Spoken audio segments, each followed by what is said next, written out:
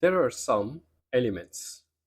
Elements actually the tags and the contents within the tag is called elements. When there are bundle of elements are consisting together, it calls structure. So the structure of HTML actually the definition of content and the organization of web portal that consisting of several key components. Let's have a look.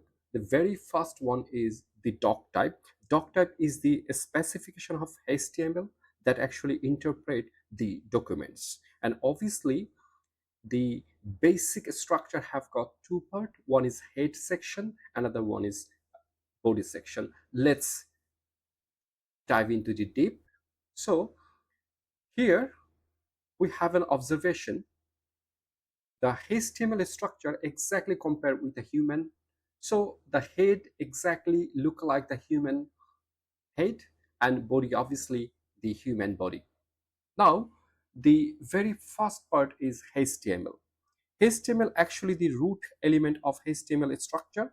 All elements are contained within it. It means that all the elements, it means that the uh, different type of elements, different type of tags will be within the HTML code. Afterward, the head.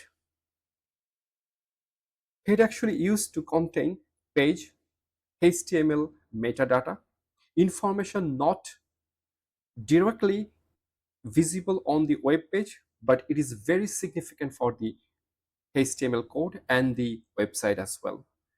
And obviously the title under the head that actually specifies the title that appears in the browser. And afterward, the very important part, which actually the visible part in the web page, that is body part.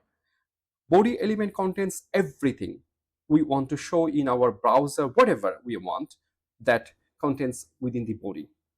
And here there are actually two elements within the body represent in our example.